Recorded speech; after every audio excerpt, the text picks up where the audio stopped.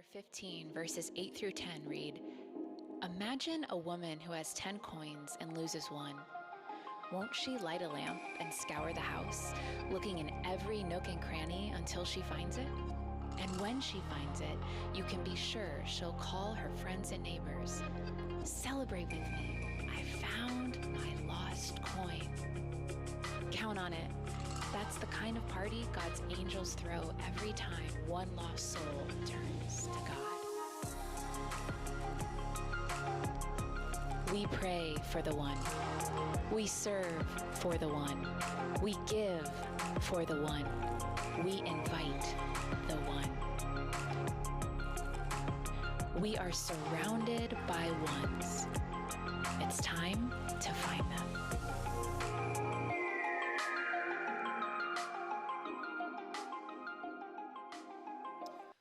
All right, how we doing, everyone? Now, there's way more people here for a 3-day weekend than we thought. Kudos to you guys. Hey, Brock made it very clear what we're doing next Sunday, so I don't need to say too much. But again, what time are we going to services next Sunday? All right. There we go. In case you're wondering, Bridge Espanol, they are meeting at 11 a.m., no longer 12:30, and they will be in the youth lounge. And this is actually a really cool thing. Not many churches can say this. So if there's a family that is, like, let's say the parents speak Spanish and the children speak English, we now have a service for them at the same time. How cool is that? Here's the other cool thing, and then we're just going to dig right in this morning. Lots to cover. Next Sunday, we are starting a brand new series, and I don't mean this in an irreverent manner, but probably the most craziest, bizarre book in the Bible, on the book of Revelation. So come with your questions. We actually have a fun surprise to announce about that too, and I literally mean that. Come with your questions. If you're new here, here's where we've been. We are concluding this morning a 5-week series, as you can tell, called For the One, and we have anchored ourselves in Luke 15. Luke 15 is 3 parables of Jesus going after and doing everything he can to find even just one lost person. And so kind of our mantra has been 4 things. We want you to first pray for the one. Prayer is, we want this whole thing bathed and marinated. And actually, just us as a church in general, we want prayer to be number 1. 2, we want you to invite someone. 3, to serve for the one. And then 4th, and I started this last week, is to give for the one. And this morning is part B of that give part. So if you weren't here last week, really, really important, go watch that. Some of this morning may not make sense without that. And here's what we looked at last Sunday. There is no chapter break in the original Greek. So right when Luke 15 ends, Jesus tells a 4th parable. That's one of his main means of communication. And this parable that starts in Luke 16:1 was about this actually dishonest, shrewd manager who, and Jesus called him wise and shrewd because he made a really strategic decision about money now, and he invested it so that his future was taken care of.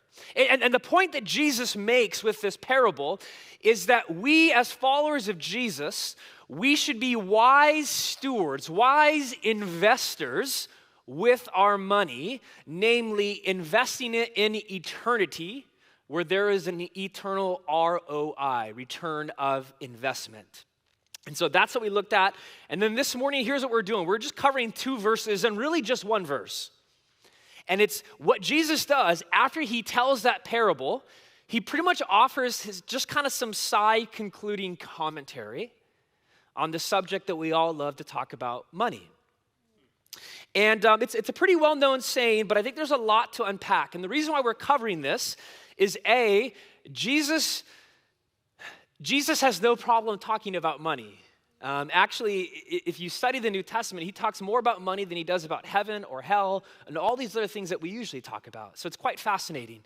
And then I also want to say this before we dive in. If you're new here, A, there is 0 obligation to give. B, if you are not a follower of Jesus, this may seem actually like quite a bizarre conversation. And on the one hand, I would totally agree with you on that. And so what I want you to treat this time as then is just kind of observing, man, what is this Jesus guy saying? And just look at the why behind it. Nobody here is after your money. And we're just following Jesus, looking at what he says theologically about this topic. So we're digging in, chapter 16, verses 13 through 14. If you need a Bible this morning, we got these right underneath your chairs. Page 715, I believe. Actually, I lied, 714. Here it is, verse 13. No one can serve two masters. It's always an interesting way to start. You will either hate the one and love the other, or you will be devoted to the one and despise the other. You cannot serve both God and money. And I love this little comment that Luke, he puts in this side comment to make it clear as to what's going on here. Verse 14. The Pharisees, who were the religious leaders, who loved money, heard all this and were sneering at Jesus. Some of us may be sneering at Jesus this morning. Here's what I want to point out. In this translation, some translations, we use the NIV, they use this Arabic word called mammon. So most English will read, you cannot serve both God and money. And they'll put this up on the screen. If you kind of look at the Aramaic in this, some will put, you cannot serve God and mammon. Now, what in the world is this word mammon? This is, as I said, it's an Aramaic word that if you trace its roots, scholars will say, it means to trust in someone's money or their property or their goods to give you security.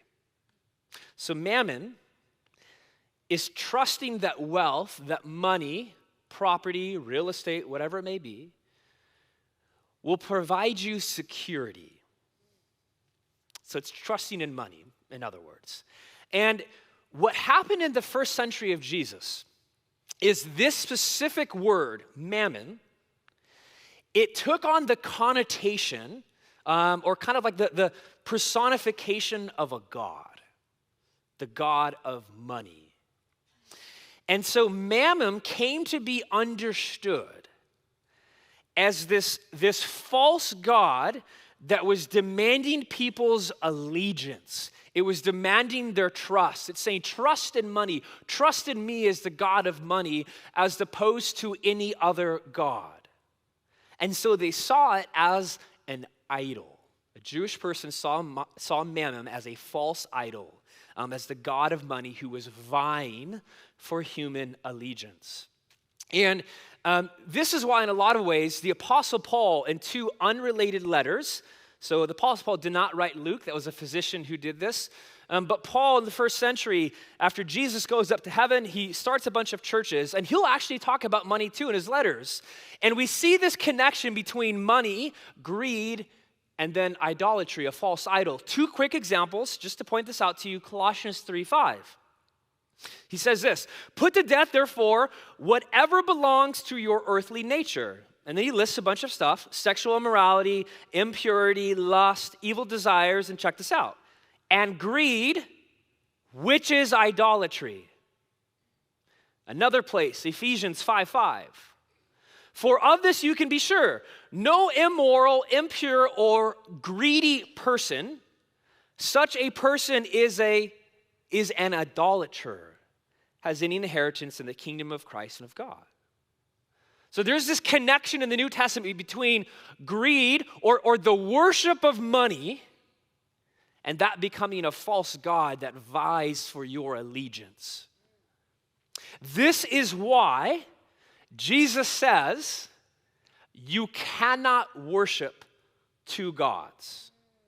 Meaning, you can't worship God and then also worship and serve the god of mammon. Now, that may seem very primitive or foreign to us in the sense of like our culture today, we don't have like actual physical idols where we worship pagan gods and we don't say that we have the god of money and this stuff like that. And so it's kind of like, why is he being so dogmatic here? Why is he just saying it's either this or this? You can't, why? Well, here's why. Let me give you two modern day examples. I think this will make the point. How does it work out if you have two spouses at the same time? Now, in some cultures, that actually is okay. And so there's always exceptions to the rule. But by and large, or at least for American Western culture, that's not going to work out too well. So let's dig a little bit deeper. It's Valentine's Day. You got two spouses. How do you divide the day up? You're like, does one person get the first half? Who do you take both out to dinner? I mean, it's awkward. It's weird. It's not going to work out too well. I don't think if you're one of the two spouses, you're not going to be cool with that. And then not to be crass, but then do both sleep on the bed together? I mean, how does that work out? It just presents a lot of problems. I think that's one example that we can figure out, yeah, it really works out best if you only have one spouse. Otherwise, there's some problems. Guys, let me speak a little bit to you, or if you're a girl here and you like sports, because there are girls that like sports, can you have two favorite baseball teams? Can you have two favorite basketball teams? No, you can't.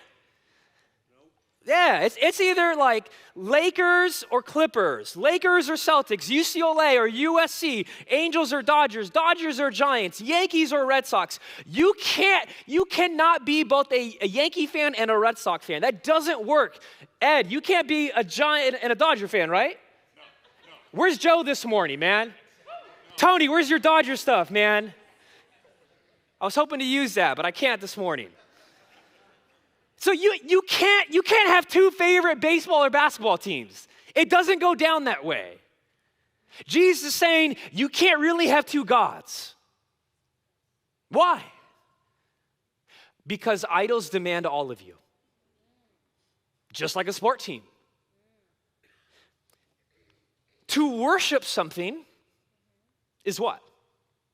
We tie it just to music. Worship is way beyond music. Worship is when you put your full trust and your allegiance, your desires, your time, your energy into someone or something. That is worship. And you cannot worship two people at once. C.S. Lewis, he's got this great little quote. He says, Christ says, give me all. I don't want so much of your time and so much of your money and so much of your work. I want you. And then here's the follow-up to that. How you spend your money will reveal who you really worship. Let me just be blunt this morning. Your bank statements don't lie. So if you're a conspiracy theory person, I got some of those in my life. Here's a phrase I always hear them say. Follow the money. You've heard that one before, right? It's follow the money. I would say that's actually more spiritually true. You want to know what you worship, meaning what do you ultimately trust? Where do you put your allegiance? Follow the money, whether good or bad. Your money reveals your idols. So the question isn't, do you worship? Worship is not necessarily a religious thing. Check this out. Every single human being is a worshiper. To be human is to worship. It's impossible not to worship. The question is, who do you worship? And what Jesus says here, do you worship God or do you worship money? How you handle your money is a heart issue. What do you treasure? Who really is your God? Not with just what you think or what you say. No. With how you live. Elsewhere, Jesus says, we don't have time to go in there, but if you look at Matthew 6, where actually this verse is quoted in a similar way, he says, where your treasure is, there your heart will be. And it's interesting. I think actually most of us get that flip-flopped. What he's saying is, where your treasure is, there your heart will follow. Where you put your money, your heart will follow. Isn't that interesting, the pull that money has on us? Now, as I said, most of us, if I sat down with you on coffee, I think most of you would probably say, yeah, I don't worship money, Mark. I don't have some idol in my house or something like that. And you're like, man, I came to church on a 3-day Labor Day weekend. I worship Jesus. Didn't you see me? I was standing, I had my hands up, or I had this posture, or whatever your thing is. I worship Jesus. What are you talking, Mark? I don't worship money. And I'm preaching to myself. I think we are so numb and desensitized from our culture over the power and the lure of money as a powerful false god in American culture. Here is the number one way to test yourself, to figure out who do you ultimately worship. Ask yourself this. What do you find yourself constantly daydreaming about? And when you have free time, what fills your mind? What fills your time? What fills your energy? That will tip you off usually to what you worship. And then the question becomes, all right, well, how do I break that power of worship if I'm worshiping something other than Jesus? How do we break the idolatry of money? This is going to sound oversimplified, but it's true. You do it by worshiping Jesus. Tim Keller's great devotional on stewardship, he writes this, we'll put it up on the screen. Catch yourself worshiping money, daydreaming, or worrying about it. Worship Christ instead, using the same loving terms. And here we all say this one. So, if only I had more money, he says, what if you said, if only I had more of Jesus? Oh, if only if I had more money in my life, I could do X, Y, and Z. With more of Christ in my life, we could. Or I hope my new job gives me plenty of time to serve Jesus. See, you replace your allegiance and your trust and your security and your desire for control and money with Jesus Christ. Put otherwise, here's another quote. Remember this, you can't serve God in money, but you can serve God with money. So, let me stop. Let's do a quick review. I'm just talking verse 13 this morning. Let me just offer you summarizing thoughts of verse 13 from an individual. His name is Randy Alcorn. I think the dude's probably written, 15 books on money. He's a Christian, he's a pastor, phenomenal dude. And he lives it out too. So he's got a book called Money, Possessions, and Eternity. And here's what he writes about verse 13. Once we allow money to have lordship over our lives, it becomes money with a capital M, a God that jealously dethrones all else. Money makes a terrible master, yet it makes a good servant to those who have the right master, God. And listen to this. To regard money as evil and therefore useless for purpose of righteousness is foolish.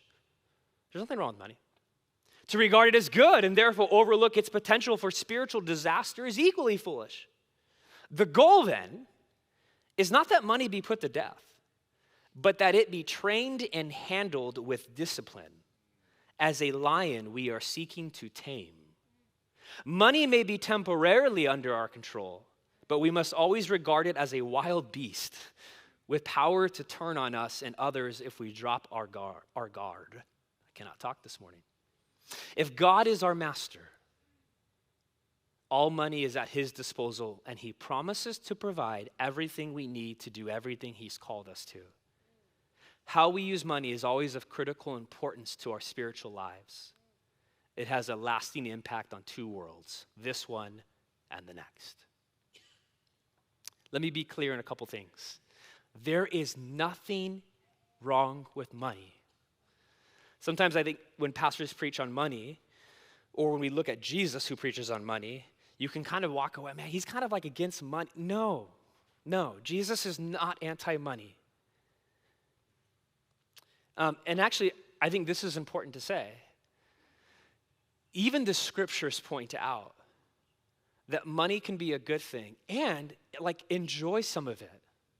So there's nothing wrong with going on a good vacation. So James 1, I think it's verse 17, every good and perfect gift comes down from the Father of lights. Scripture points out as long as you recognize whose it is and that he's entrusted it to you and you're with a thankful posture, then enjoy. So that's not what Jesus is getting at in verse 13. Here's what he is getting at in verse 13. He's asking, does money have your ultimate allegiance? Does money control you? Has it become your lowercase g God? That's what he's asking. Are you trusting more in money for security, for control, for pleasure and satisfaction? Are you trusting in money for that, or are you trusting in God for those things? This is what he's weighing here. Now, with that kind of purview of understanding money as idolatry, the real practical question becomes this. How do you and I, practically in our everyday, how do we combat, how do we resist, how do we fight against this really human urge to worship money? Because I know I have it. I'm sure everyone else in here just has completely pure motives. Because it's easy to memorize verse 13, and I can have it in my head intellectually, cognitively, and I can even have it in my heart.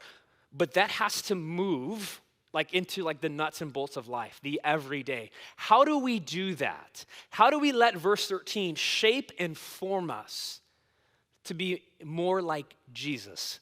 That is where, no pun intended, the money's at. So now I'm going to move. That was kind of section 1 of this morning. I'm going to move now to section 2, second half, if you will. And I want to kick it off with this quote that I found last week. This is good. I don't know who Lloyd Shadrach is, but he was in a book. He says this: generosity is to materialism what kryptonite is to Superman. Generosity is to materialism what kryptonite is to Superman. For thousands of years, about 3,000 to be exact, in the history of the church, and I'm talking back to the Old Testament, where Israel basically was God's church. So going back to the Old Testament 3,000 years ago, the nation of Israel, God had invited them to live out a spiritual discipline. Now, we don't like that word because we don't like the word discipline. So if you don't like that, then maybe call it a spiritual habit. Habits are kind of in right now, what's your life hack, all this kind of stuff. So there was a spiritual habit that God had his people embody that I would say in a lot of ways is kind of the antidote of worshiping money. It was a mechanism that God had them practice so that they would trust in him for security, for control, all this stuff. That was God's point in their heart. And not to go after the surrounding pagan gods, including the god of money. Because remember, money and worship, you can't separate those things. Your money usually points to who or what you worship. Here it is. Tithing is an antidote to the worship of money. Tithing is an antidote to the worship of money. Put otherwise, using his quote, tithing is the kryptonite of worshiping money. So real quick, we don't ever usually do this, but I'm going to take you to the book of Leviticus. You're like, what? That's in the Bible. Third book in the Bible. So Genesis, Exodus, Leviticus. Leviticus chapter 27, verse 30, page 89 in these. I can tell this page has never been opened here. Real quick, here's what Leviticus is, since you probably don't do your morning devotionals out of it. Leviticus is it's called the law. So God gave Moses the law, which was Israel's blueprint of how they should live, directions of how they should live. Leviticus 27:30. A tithe of everything from the land. And notice he says everything. Whether grain from the soil or fruit from the trees belongs to the Lord. It is holy to the Lord. Please remember, this is an agricultural society. They don't have Apple Pay. They don't have actual like $20 bills. Agriculture is their form of currency, if you will. In Hebrew, and I'm doing this on purpose because I actually think a lot of people use the word tithe incorrectly from like a definition sense. In Hebrew, the word tithe means a tenth. It means 10%. It's different than like just giving money. That's not a tithe. A tithe is 10%. And what God tells Israel here for their blueprint, he says, hey, I want you to give 10% of the first fruits. Fruit trees, crops, corn, whatever it is, grain, whatever. The first 10% of that you give back to the Lord. Why? Is this just some bizarre command that like God's just trying to be like a buzzkill and let me just take your money and let me make your life hard? No, that's not why. I think this is really important to say. By the way, you know that God doesn't need your money? I think God's doing just fine. Yeah, like I don't think the stock market affects him. I think he's pretty secure. So money, it's never about God needing your money. It's about God wanting your heart. And I think that needs to be said. It's always a heart issue. Always, always, always, always. The reason why God has Israel tithe is because he knew the temptation for them was always going to be to go after other gods. And to go after other gods, to put their allegiance and their trust in them, money being one. And so when he tells them, give me back the first 10%, this was a spiritual habit to help shape and form their heart. For a lot of reasons. One, so that they would have a heart of thankfulness. That Yahweh, their God, is the God who provides for them. Secondly, it was to trust in him. I can give God 10% of the best of my stuff because I trust that he's going to take care for me and provide for me. Thankfulness, trust. This is why he's wanting to shape and form their heart with this. It wasn't just some arbitrary rule just to make their lives negative. And it was also for them to understand that everything that they have is not theirs, it's God's. And we are just stewards. That's what we looked at last week with the parable.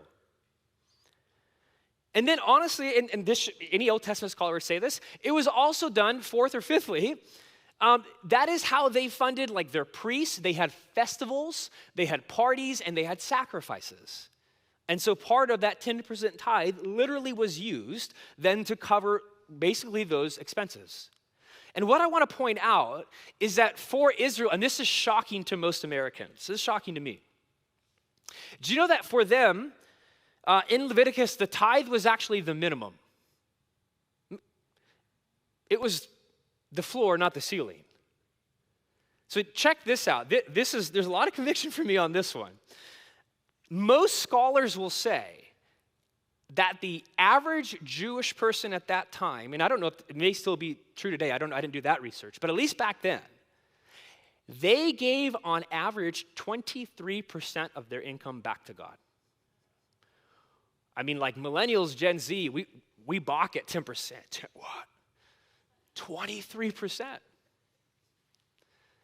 And the reason why it was that is because the 10% was the floor, and then whenever they had additional offerings, we call them free will offerings or festivals, whatever, that was in addition to the 10%.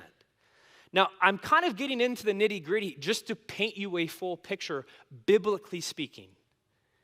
This was the world that Jesus taught in.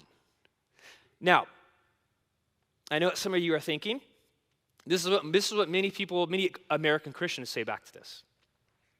Yeah, Mark, dude, that was the Old Testament. We're New Testament people. It's all grace. Man, Jesus, he got rid of Jesus wasn't religious, he was spiritual. I hear that all the time. No, actually, Jesus was religious. I'm pretty sure. So, that whole system, that's all discredited. Jesus came to free us from the law.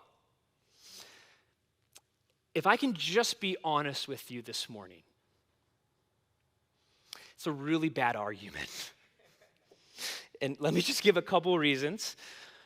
One, it's worth pointing out just sociologically speaking. Israel as a nation, when they were tithing, not even when they were tithing, when they were giving 23% of their annual income, if you compare how much, well, they didn't have wealth, they were a poor nation, to us today, man, they were in poverty, and we as Americans are in wealth. And I know that one's not fun to hear, but it's just statistically true. And so if you have a nation that is in poverty, God still had this as part of their blueprint. Now let me dig a little bit deeper here. Some people will say, well, Jesus never talked about tithing. A couple things. A, I'm going to show you in a verse that that's not true. But B, Jesus and his followers, the early church, were thoroughly Jewish. That is not contested. Okay? Tithing was so basic to Jew, it was just an assumption of reality. That it wasn't a debatable thing to talk about. It would be just like Jesus going to the temple to pray. Or let me use another example that's really hot right now. Jesus would have practiced Sabbath. And a lot of people think that Jesus came and did away with the Sabbath. Oh, he freed us from the law. No, what he did was he actually took it deeper and he dealt with the heart of it. And so Jesus isn't tossing out tithing. I think we don't read much on it because it was just an assumed reality for him. Now let me point something out. Matthew 23:23. And this is interesting because you got to know who he's talking to. He's talking to the Pharisees, who are the religious leaders. Notice what he says to them. Woe to you, teachers of the law and Pharisees, you hypocrites. Lovely, lovely entry. You give a tenth, tithing, of your spices. And he lists them. But you have neglected the more important matters of the law, justice, mercy, and faithfulness. You should have practiced the latter without neglecting the former. Now, his point isn't that he's talking about tithing on purpose. He's actually railing on the religious leaders because they do tithe, but they don't practice mercy and justice. And do you notice what he does? He doesn't say, you don't need to tithe, throw that out, and just focus on mercy and justice. He says, no. Do both. Don't neglect one for the other. He could have said, you don't need to do that. That's not what he says. He actually tells them, keep doing it. So I would argue that Jesus does talk about tithing, but moving on. Okay, Mark, that's Jesus. What about the early church? Do we see any examples in the New Testament? Yes. 1 Corinthians 16, 1-2. Paul, the Apostle Paul, he writes this. He's writing to a church community in Corinth. Now, about the collection for the Lord's people, do what I told the Galatian churches to do. On the first day of every week, each one of you should set aside a sum of money in keeping with your income, saving it up so that when I come, no collection will have to be made. Because of that verse, which is a part of our New Testament, that would be why today churches collect a tithe or an offering on a Sunday morning. It's a New Testament practice. Now let's vantage out a little bit further outside of Scripture to the early church fathers. Here, there's a guy named Irenaeus who lived about 100 years after Jesus. We have this in something that he wrote. This is fascinating to me. The Jews were constrained to a regular payment of tithes. So because of their law, they had to tithe. Notice what he says this about Christians. Christians who have liberty, so we have freedom, assign all their possessions to the Lord, bestowing freely not the lesser portions of their property. Why? Since they have the hope of greater things. Here's my point now. The New Testament actually takes things way further and deeper than the Old Testament. So the Old Testament had as the law tithing. The New Testament assumes that and then actually takes it further and goes deeper by this, Jesus talking about parables that everything you have is the Lord's. Because sometimes we think, oh, well, okay, fine, I'll give 10% to God, but then the 90%, that's mine. And the New Testament reality, the early church, Acts 2 and 4, says they would shatter, they would look at, yeah, it's heresy. No, 100% of it is the Lord's. And that is why they shared their property. Fascinating stuff. So the New Testament actually radicalizes down to the heart level the law message of tithing in the Old Testament. And they did this theologically because they pretty much said that, hey, God was so generous to us on the cross out of sheer grace that the least we can do is share that generosity to others in response. Randy Alcorn, who I talked about earlier, he writes this: the tithe was never a ceiling for giving, but only a floor. It was a beginning point. Beyond it, God's children gave more, sometimes much more, as needs and opportunities arose. The tithe was a demonstration of obedience. Voluntary offerings were a demonstration of what? Love, joy, and worship. If Western Christians all practiced tithing, the task of world evangelism and feeding the hungry would be within reach.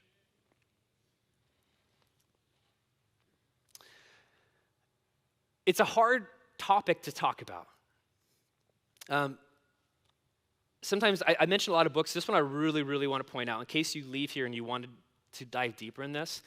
This book I highly recommend. It's called The Treasure Principle by Randy Alcorn. It's small. You could read this in one afternoon.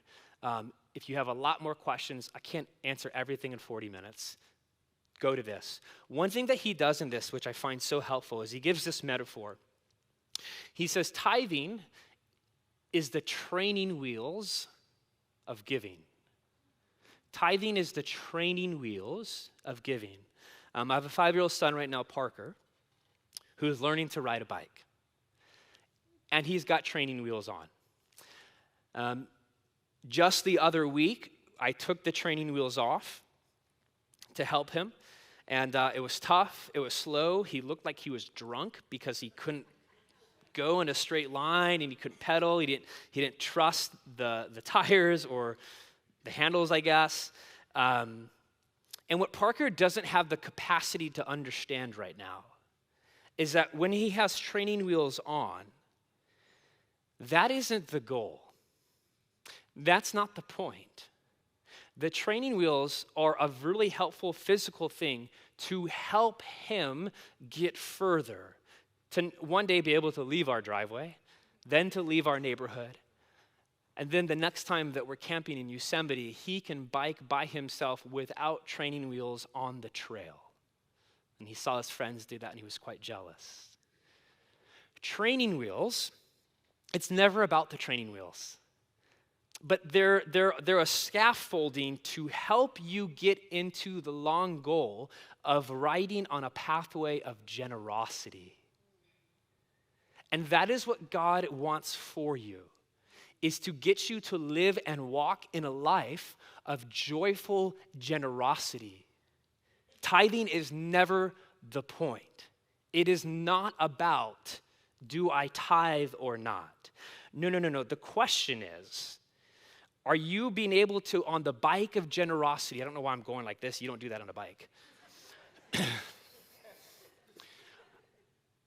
Are you on a bike of generosity that's taking you to places where you can experience financial freedom and the joy of being generous, and that it's more blessed to give than it is to receive? Because when you ride a bike, the point is to go to cool places and do cool things. The training wheels of tithing are to help you get to that lifestyle of generosity. It's God's mechanism that he has put in place because he knows without it, we wouldn't be able to ride the bike of generosity. So all of that to say, today we conclude this series. Last Sunday was part A of kind of the give for the one part, this morning being part B. And what I want to invite you into, if you aren't already, and many of you are, I'm going to get to that in a couple seconds. But if you aren't yet already living into this practice, this spiritual formation, and I would put giving under the category of spiritual formation because it forms and shapes your heart. It's a practice, it's a discipline, it's a habit. Are you currently have the training wheels of tithing on. Now, as we go to 2 services, and we are growing clearly, and that's why we've needed way more volunteers. And so we've asked you to do a couple things: to pray for the one, to invite the one, to serve for the one, and now the 4th one is to give for the one. And quite honestly, out of the heart of Jesus, my question is, could you join us in reaching more people, reaching that one lost person here in the Chino Valley by giving? And the reason why I think this conversation is so important is because ultimately it goes back to your heart. And we want to be a church that functions to get people's hearts to look more like Jesus, to be with him, to become like him, and to do what he does. And I would argue that giving and generosity is actually probably it's the hardest, but the best way at shaping your heart. And honestly, we just want to reach more people. Like, we believe this harvest is ripe.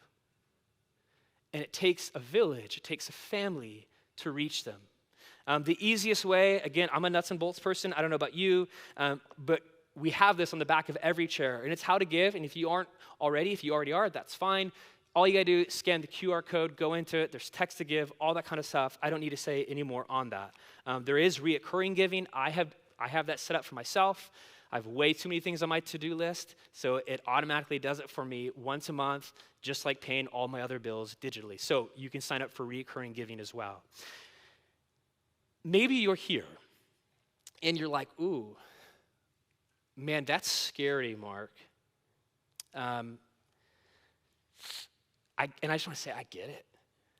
I actually, it's going to sound weird to say, you're right, it is scary. Like, I'm not going to be fake or hide behind a veneer on that.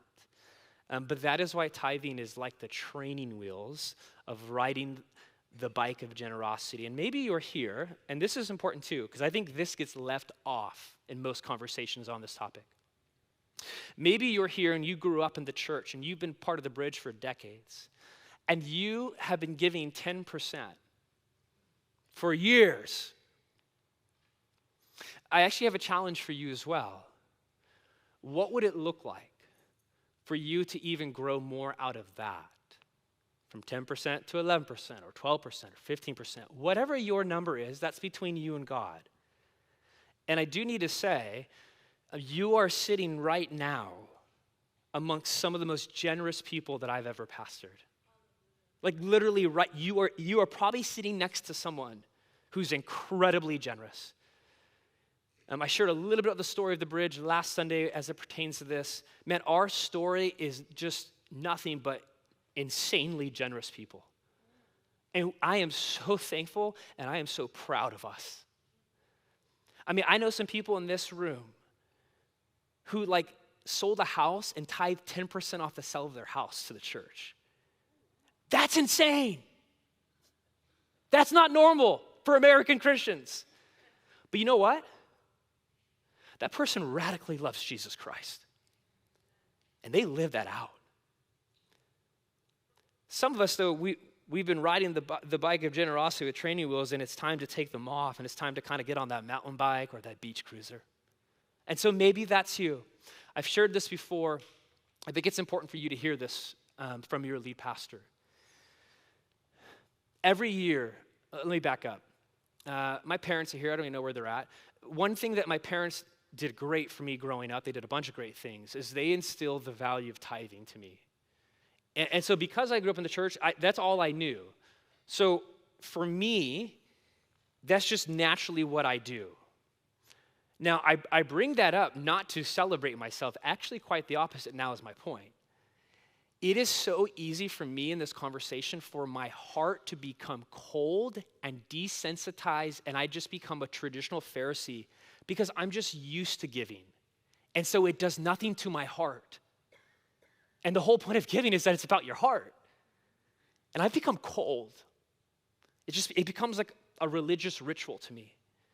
And so one of the things that Rachel, my wife, and I in the last couple of years have done to combat that cold heart, that numb heart that I have towards giving, is that now every December we say, okay, God, we go and we pray by ourselves. God, how much more do you want us to give this year? In addition to what we're already giving. We have that individual prayer conversation with God, and then we come back together and we share, and then we just meet in the middle of whatever it is. If I don't do that, my heart becomes cold, and I just out of religiosity just give 10%, and it does nothing to me. And at that point, I miss completely Jesus' heart of generosity. And so what we do is we want to stretch ourselves. Like I have to stretch my heart to investing in God's eternal kingdom. And stretching is not easy, but we do this to remind ourselves, my own family, that our money, whatever we have in the bank, it is not ours. And I'm going to live like this and not like this. And we also do it to teach our heart, our cold heart, and to warm it that we are called to steward it for God's eternal economy. And I'd rather invest in God's eternal economy, which has an eternal ROI. Because when it's all said and done, I believe I will have to be held accountable to that. And so it's just a question of, do you want to play a part in this bigger story that the bridge has? A history, a deep history of God's radical generosity here in the Chino Valley for the one. Here's what I want to end this morning with. And I'm choosing my words very carefully here. I want to end with the good, freeing news of worshiping Jesus and laying treasures up in heaven. Here's what I mean. Here's a quote. All idols demand something of you. Jesus is the only treasure who gave everything for you. All idols demand something of you. Money demands something of you. But Jesus is the only treasure who gave everything for you. Let me point this out. You know that money will never die for you? It never has and it never will. You know that money's ultimate promises never come true? Cue every article that happens once a year about some celebrity who gives some quote, yeah, I have everything I have and I'm still not happy, which preachers overuse. You will never have enough. Money's promises never ultimately satisfy you. But let me ask you this. Do you know who did die for you? You know who does satisfy your every need? You know who does offer you true, everlasting joy at his right hand? Jesus Christ. He's the only one. Money will deceive you into thinking that it can offer you those things too, but it can't. And that is what an idol does. That is what a false god is. And so this morning, we are taking corporate communion. It's the first Sunday of the month. We always do this. And maybe you're thinking, ooh, that's a hard connection, Mark. What in the world does Jesus' sacrifice have to do with generosity? Everything.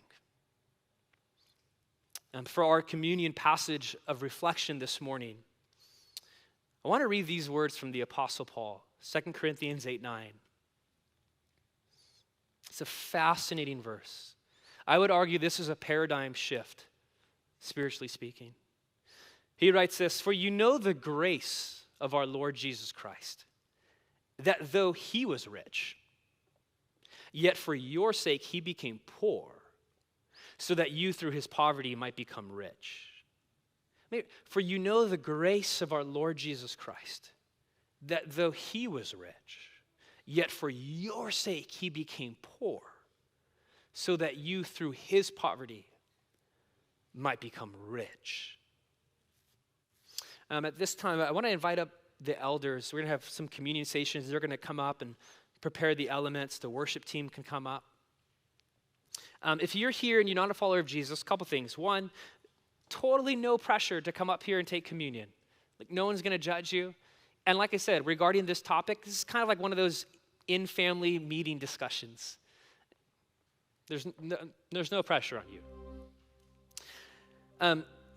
But I want you to observe the heart dynamics of giving to help kind of curate our heart for this.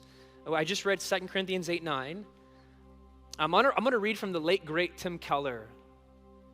Just kind of a meditation to fill your heart on as we prepare ourselves to take communion. He writes this: Jesus the God-man, had infinite wealth. But if he had held on to it, we would have died in our spiritual poverty. That was the choice. If he stayed rich, we would die poor. If he died poor, we would become rich. Our sins would be forgiven and we would be admitted into the family of God. Jesus gave up all his treasure in heaven in order to make you his treasure, for you are a treasured people. When you see him dying to make you his treasure, that will make him yours. And listen to this. Money will cease to be the currency of your significance and security, and you will want to bless others with what you have. To the degree that you grasp the gospel, money will have no dominion over you. Think on his costly grace until it changes you into a generous people. The solution to stinginess is a reorientation to the generosity of Christ in the gospel, how he poured out his wealth for you. And now you don't have to worry about money. The cross provides God's care of you and gives you the security, and now you don't have to envy anyone else's money. Jesus' love and salvation confers on you a remarkable status, one that money cannot give you. This morning as we celebrate communion, I want you to think on this, that Jesus left the treasures of heaven to make an eternal investment in you. That is the gospel. And the response, the question is, will we invest in him to lay up treasures in heaven? And so you're going to be invited to come forward. There's 4 different stations. Just go wherever you are closest to receive the bread and the cup. And the bread and the cup are a symbol of Jesus' sacrificial investment in you to make us his treasure. And so we receive that as a free gift this morning. No strings attached. It don't matter what you give, what you don't give. It doesn't matter what you've done or what you haven't done. This is absolutely free. I think it's somewhere in Isaiah, the Old Testament, it says, come, all who are thirsty. Come. The free gift of grace is yours. And it's once we grasp that then our hearts overflow with generosity. But we have to grasp the free gift of grace first. That's where it starts. If you need prayer, there's going to be a prayer team here on the sides. After you take the elements, go get prayer for anything. And so now let's head into a time of worship. You may come forward for the elements.